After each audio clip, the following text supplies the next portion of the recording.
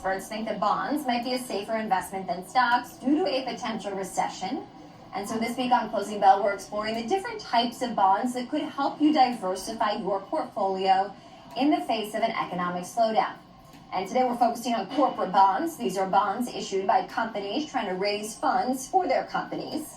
So earlier I spoke with Caleb Silver, editor-in-chief at Investopedia, about everything you need to know about this investment tool. Take a listen.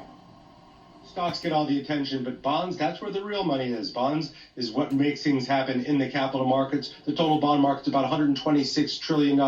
The corporate bond market here in the U.S., about $10 trillion. But individual investors don't have a lot of exposure to it. You can get it through your 401k. You can get it through your advisor.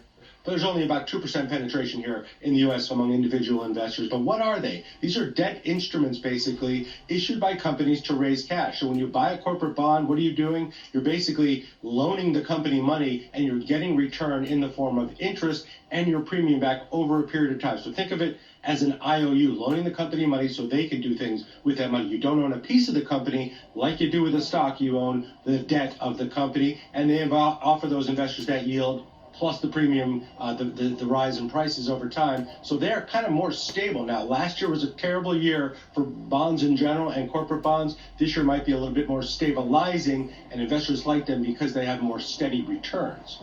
So what's the difference, Caleb, between a corporate bond and a government bond when it comes to risk? Yeah, well, a government bond is typically safer. The U.S. Treasury, the 10-year U.S. Treasury, for example, the safest investment in the world because the U.S. is supposed to be able to pay back its debts. Now, with companies, you're taking the chance that the company's not going to be able to pay back its debt and default on its debt, in which case you would lose the value of your investment. That's why companies that are riskier have higher yields, and these yields are rated by rating agencies. So the riskier ones are called junk bonds. The ones that are a little bit more stable are called investment-grade bonds. And as an investor, you can look and choose which types of bonds you want to invest in. If you want real risk with potentially higher returns, you can do that. If you want to go a little bit more safer, you can go investment grade. If a company gets into trouble, Caleb, is it the bondholders or the stockholders who get paid out first?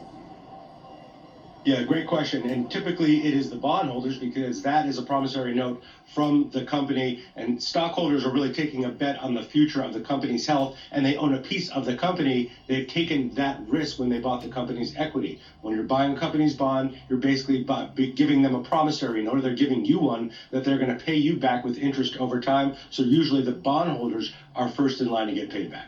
Any sort of average return that an investor could expect, Caleb, on a corporate bond? Yeah, well, forget about 2022 because it was one of the worst years in history, both for bond yields and bond prices, and a terrible year for the stock market. But in normal times, with an investment grade bond, you're going to see anywhere between 3 and 5% on a return. Sometimes riskier ones, those that are junk bonds or a little bit higher risk, those are going to give you higher returns than that. But investment grade, you can count on 3 to 5% typically. And the nice thing, too, right, is that you can diversify. So instead of just owning a bond of one company, you can buy these in more collective portfolios, like an ETF, for instance, right? And so are there some well-known ETFs or even funds, Caleb, that you think investors should consider? Yeah, absolutely. And the biggest money managers offer enormous bond funds. Vanguard, Fidelity, Schwab, they offer institutional corporate U.S. corporate bond funds. They offer bond funds up and down the scale of riskiness. But the big ETFs, and this is a great way for individual investors to get exposure, those are the ones that are the most popular. And you want to go with bonds that have a lot of assets in them. That's what we call liquidity. So look at LQD. That's the iShares Box investment grade ETF. Look at HYG. That's a high grade investment bond, a little bit higher yields there. And if you want to get a little riskier, JNK, short for junk, that's the Spider Bloomberg high yield bond ETF. 3 very popular ones, and it gives you high risk to low risk, but there are so many out there. There are thousands of them out there. All right, great insight there from Caleb Silver, editor-in-chief of Investopedia.